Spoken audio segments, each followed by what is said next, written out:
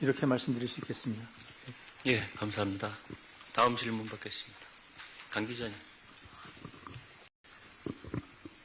예, 한국경제 강진규 기자입니다. 아무래도 환율 얘기가 계속 나올 수밖에 없을 것 같은데요.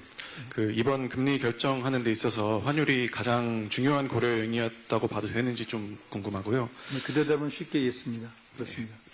예, 그리고 그 흐름에 대해서도 좀 궁금한데 12월 말에 어쨌든 개입을 많이 해서 환율을 많이 끌어내렸는데 올해 들어서는 다시 환율이 제자리로 좀 돌아오는 그런 모습을 보이고 있습니다.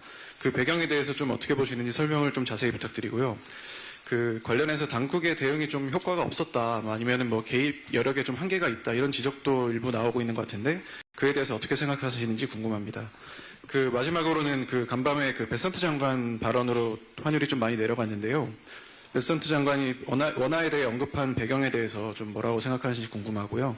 지금 미국 입장에서도 뭐 원화의 약세가 계속되면 200억 달러 대미 투자가 이행되지 못할 수 있다는 경계감이 있다고 보시는지도 좀 설명 부탁드립니다. 우선 환율이 중요한 결정 요인이었다는 것은 부정할 수 없는 사실이고요. 지금 말씀하신 대로 연초 환율 안정을 위해서 한 여러 가지 안정화 정책이 1,430원 뭐 정도까지 가다가 다시 1,470원대 후반 올라갔다 오늘 좀 떨어졌으니까 효과가 없느냐에 관해서는 저는 약간 어떻게 할까요? 만감이 교차한다고 표현해야 되나요? 지금 저희도 리뷰를 하고 있는데 저는 연말에 했던 수급 안정화 정책이 전혀 효과가 없었다고 단정하지는 않고 그 과정을 통해서 우리가 생각했던 약점이 뭔가를 확인하는 기회가 됐다고 저는 평가하고 싶습니다. 우선 지난해 12월 달에 환율이 1,480원대로 올라갔을 때 왜 환율 수준을 생각해서 개입을 했느냐, 그때도 같은 질문을 하셨었는데 변동성을 안 보고 왜 환율 수준을 보고 개입을 했냐라고 했을 때 여러 안정화 정책을 했냐 했을 때는 그 당시에 1,420원 그 이후부터 올라간 거는 달러 인덱스라든지 여러 국제적인 요인과 관계없이 우리만 홀로 막 절하가 돼서 펀더먼털과 너무나 괴리가 됐고 또 막 우리 아까 얘기한 한국 경제 비관론, 원화의 비관론 이런 것이 막 팽배해서 기대가 너무 한쪽으로 쏠리는 것 같아서 개입을 하지 않으면 여러 부작용이 있었다고 생각해서 저희가 개입을 했습니다. 그래서 여러 가지 시장 안정화 정책을 실시한 결과 연말이 환율이 1,430원대로 내려갔다 다시 올라갔는데 그 과정에서 지금까지 한 1,470원 선까지 올라가는 것을 분해를 해보면 그 중에 한 4분의 3 정도는 달러화 강세가 있었고 엔화 약세가 있었고 또 여러 가지 베네수엘라 뭐 이런 문제 지정학적 리스크가 있었습니다. 그래서 12월하고 다른 거는 12월 때는 달러하고 무관하게 우리만 올렸는데 일단 한번 안정화 정책으로 낮춘 다음에 다시 올라가는 과정에서 뭐 시기마다 다르겠지만 대충 한 4분의 3 정도는 달러와 공조해서 움직인 거고 나머지 4분의 1 정도는 계속해서 우리만의 요인으로 올라간 것을 확인했습니다. 그래서 올라간 이유가 조금 질적으로 차이가 있다 이런 게 하나고요. 두 번째는 이번에 제가 크게 느낀 것은 국민연금은 저희들이 협조도 용하고 다음에 이렇게 거시 경제 특히 외환시장에 주는 영향이 너무 크니까 좀 환율 이런 상황에서는 좀 협조를 통해서 좀 수급 조정을 좀 해달라 해서 복지부와 국민연금에 대해 감사를 드립니다. 국민연금과 복지부가 12월 말 이후 지금까지 환액지도 시작해 주셔서 물량이 꾸준히 나오고 있고 또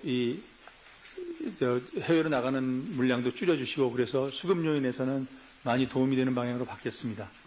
그리고 대기업들도 가지고 있는 외환을 많이 가지고 들어오셔서 그 문제도 해결됐습니다. 다만 국민연금을 제외한 개인 투자자들의 달러 매입은 일정 수준으로 이게 내려가니까 대규모로 어떤 면에서는 사는 그런 형태가 다시 반복됐습니다. 그래서 지금 1월 달에도 국민연금을 제외한 개인 투자자들의 해외 주식 투자에 자금 나가는 증권 투자 자금은 지난 10월, 11월에 거의 높았던 수준보다 오히려 유사하거나 큰 속도로 계속 지속되고 나가고 있으니까 환율이 절하될 거라는 그런 기대가 있으니까 미국 주식이 올라가거나 우리나라 주식시장이 이렇게 좋은데도 불구하고 미국 주식이 더 올라가거나 또 해외 환율이 절하된다는 기대가 아직도 계속 되고 있는 상황이라고 말씀드리겠습니다.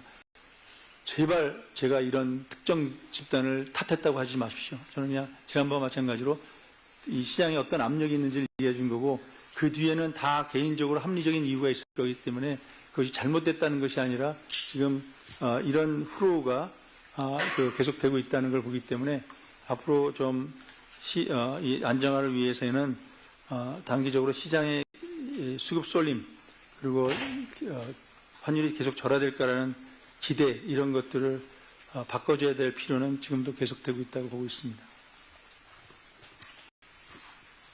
그리고 베센 장관 말씀.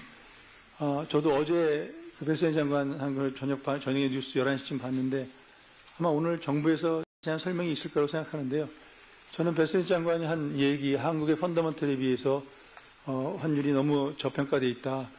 그거는 꼭 베센 장관이 아니더라도 제가 경제학하고 있으면 어떤 모델을 쓰던 우리의 펀더먼털과 어떤 기준을 써도 지금 1480원대 이렇게 막 올라간 환율은 도저히 그냥 펀더먼털 설명할 수 없는 거라는 거는 누구나 아는 학자라면 누구나 다 아는 거라 베센 장관이 그런 얘기를 보통 안 하시는 분인데 한국 원화에 대해서 얘기했다는 것은 우리가 아무리 하더라도 이론적으로 맞지 않으면 안 하실 텐데 그 누구나 봐도 명확하기 때문에 그 말을 하셨기 때문에 그 베센 장관 말이 뭐 놀라지는 않고 이게 지금 우리 현상을 얘기한 거다 말씀드리고 한미 투자 협정과 관련해서는 아마 원칙적으로 이거는 아마 오늘 정부 발표를 들으셔야 되겠지만 계속 강조드린다면 한미 협상 문구에는 MOU에 외환 시장에 불안을 주는 정도가 되면은 이 투자하는 액수를 조정할 수 있게 되어 있습니다. 그 책임이 또 한국은행도 지고 있습니다. 그래서 지난번에 말씀드린 대로 외환 시장이